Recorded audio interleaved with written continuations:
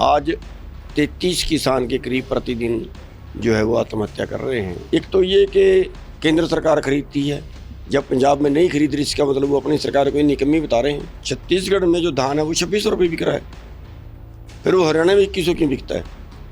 वो करें मुकाबला छत्तीसगढ़ से। अब बीमा योजना की है, हमें ये नहीं पता, किसी को भी नहीं पता, आपको भी नहीं पता होगा कि उस बीमा कंपनी का दफ्तर कहाँ है। एक बात। दूसरी चीज़, हमारी फसल का अगर नुकसान हो जाए तो वो कितने दिन में जो है हमें क्लेम देंगे?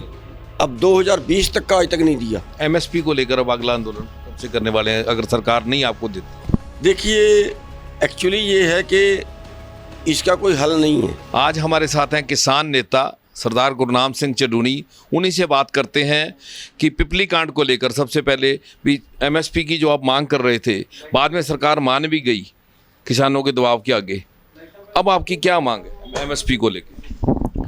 देखिए, एमएसपी का सरकार ने वादा किया था, जब हमारी 3 कानूनों की लड़ाई थी उस वक्त उन्होंने वादा किया था, और आपने मोदी जी का बयान भी सुना होगा। उन्होंने कहा था एमएसपी है, एमएसपी रहेगा, और फिर ये कहा था कि इसके लिए हम गारंटी का कानून बनाएंगे, कमेटी बना देंगे। लेकिन उसके बाद कुछ उन्होंने नहीं किया है। और जो देश का आंकड़ा है वो ये है कि करीब 10% ही हमारी जो है वो एमएसपी में बिकती है, बाकी एमएसपी से नीचे बिकती है। और जो हमारी आमदन का आंकड़ा है नुकसान का, वो करीब करीब ये है कि जितना हमारे पास आना चाहिए एमएसपी के रेट पे, उससे 4 लाख करोड़ पर साल जो है वो हमें कम मिलता है। और वही कारण है किसानों के सुसाइड का। आज 33 किसान के करीब प्रतिदिन जो है वो आत्महत्या कर रहे हैं। तो वो जो 4 लाख करोड़ आना चाहिए था और वो नहीं आ रहा, तो उससे जो है किसान आर्थिक तंगी में फंसा हुआ है।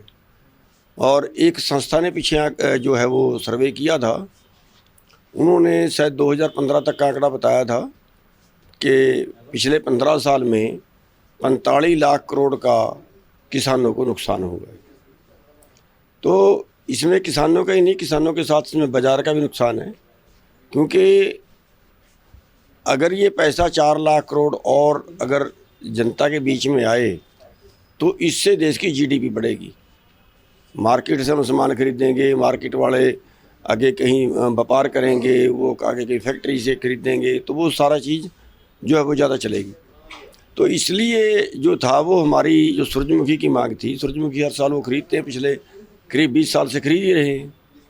लेकिन इस बार उन्होंने उसको भावांतर के अंदर कर दिया, और भावांतर के अंदर करके भी क्योंकि इस बार जो है वो मार्केट बहुत कम है।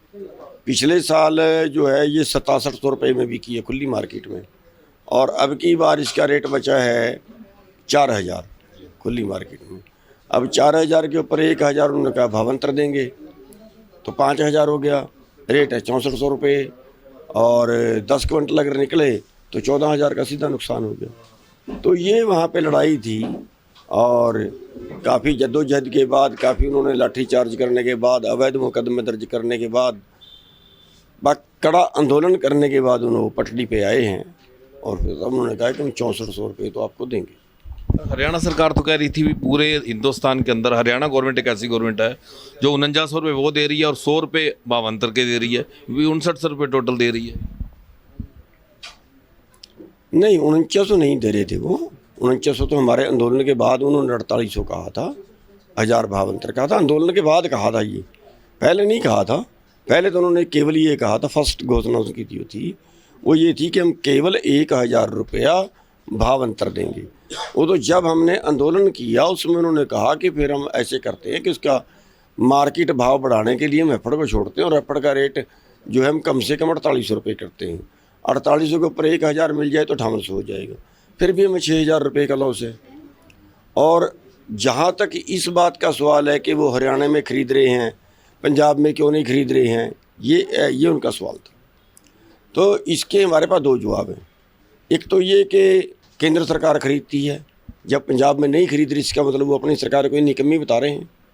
अगर केंद्र सरकार को खरीदना है और केंद्र सरकार पंजाब से नहीं खरीदती है, तो इसका मतलब ये है कि वो भेदभाव कर रहे हैं, पंजाब को जान के मारना चाहते हैं। एक बात। दूसरा जो है, हरियाणा में अब थोड़ा ही है, पिछले 20 साल से बिक रही है। और तीसरी बात ये है कि अगर उनको स्टेट से स्टेट का कंपटीशन करना है, फिर वो छत्तीसगढ़ से करें। छत्तीसगढ़ में जो धान है वो 2600 रुपये बिक रहा है, फिर वो हरियाणा में 2100 क्यों बिकता है? वो करें मुकाबला छत्तीसगढ़ से। मतलब उस चीज़ में जो थोड़ी सी खरीद के, जो थोड़ी सी है उसको वो दिखाते हैं, और जो ज़्यादा चीज़ है उसमें 500 रुपये कम खरीद रहे हैं ये छत्तीसगढ़ से, उसमें मुकाबला क्यों नहीं करते? ना जी, आपकी किसानों के आंदोलन के बाद दबाव था, आपकी रिहाई हो गई, तो मुकदमा रद्द करने की प्रक्रिया जारी है? देखिए, वादा किया उन्होंने, 2 तरह के केस दर्ज हुए हैं। एक तो केस है जो कोर्ट में दे दिए, चालान कर दिए, वो हमारे अलावा और भी लोगों के थे, लेकिन उन पे 307 नहीं लगाई थी, तो उनकी सास के साथ जमानत हो गई थी। हमारे पे 307 लगाई थी कि इनकी जमानत ना हो, अवैध लगाई थी। लाठीचार्ज भी अवैध किया, लाठीचार्ज का भी कोई कारण नहीं था वहाँ, क्योंकि वहाँ कोई आगजनी, कोई तोड़फोड़, कोई उपद्रव, ऐसा कुछ नहीं था। तो अब उन्होंने ये कहा कि एक बार जमानत करा लो, बाकी हम सारे केस वापस लेंगे।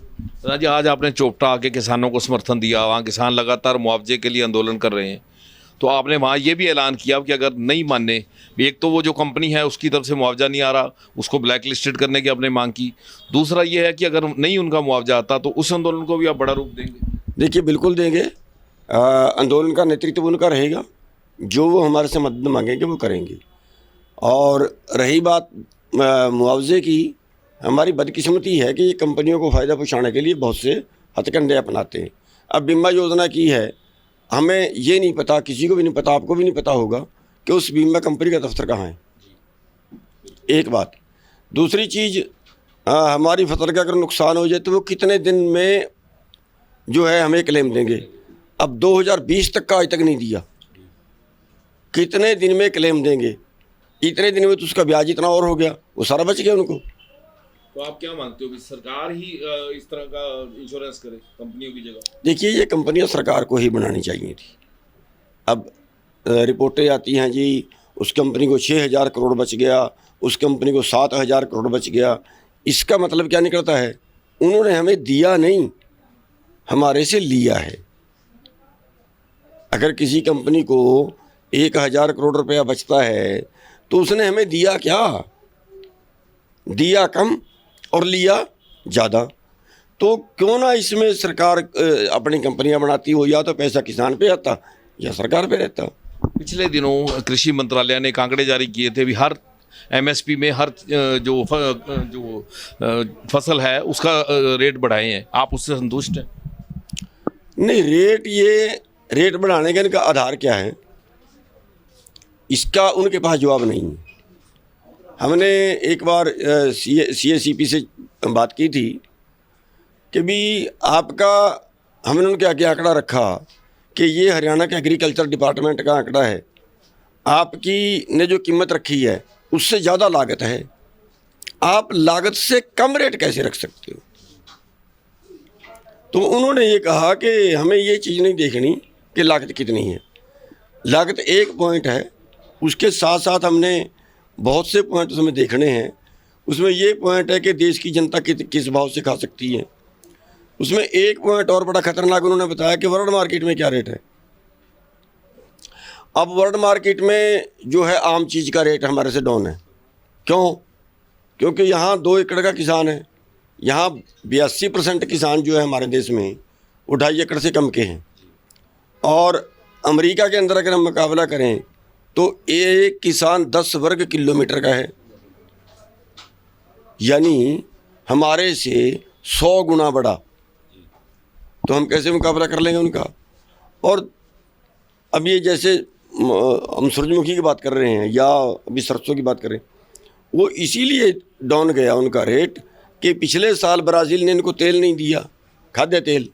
जब खाद्य तेल नहीं दिया तो यहाँ की सरसों और यहाँ की सूरजमुखी तेल वाली फसलें जो है वो 6700-6800 में बिकी। और इस साल इन्होंने तेल वहाँ से ले लिया और उसमें बड़ा भ्रष्टाचार होता है। बाहर से उतनी चीज़ मंगानी होती है जितने की ज़रूरत है, ये उतने नहीं मंगाते जितने की ज़रूरत है, बल्कि उससे कई गुना फालतू मंगाते हैं, क्योंकि बीच में कमीशन लगाते हैं। तो वो जो पॉलिसी है इनकी, वो जो CACP का फार्मूला है, उसने जो है वो किसानों का कोई नुकसान करता है। हमने उनके आगे फिर हमारा सवाल ये था कि ये CACP की ड्यूटी थोड़ी ही है कि वो वर्ल्ड मार्केट रेट देखे, वो देखे खाने वाले का देखे। उसको CACP है कॉस्ट एंड प्राइस कमीशन, लागत क्या है और भाव क्या होना चाहिए। अरे भाई, आप तो सिफारिश लागत से ज़्यादा की करो, सरकार माने सरकार ना माने, लेकिन उनके पास हमारी बात का कोई जवाब नहीं था। चटूनी जी, मेरा अंतिम सवाल, MSP को लेकर अब अगला आंदोलन कब से करने वाले हैं अगर सरकार नहीं आपको देती? देखिए, एक्चुअली ये है कि इसका कोई हल नहीं है। हल इसलिए नहीं है कि हमारे देश में कई 100 संगठन हैं, कई 100, और उनमें बहुत से संगठन किसी न किसी राजनीतिक पार्टी के जो है वो साथ जुड़ के, उनके साथ वो उनके मतलब दिखाने को तो किसान संगठन है, लेकिन कहीं ना कहीं राजनीतिक पार्टी के साथ जुड़ के उनकी बात करते हैं।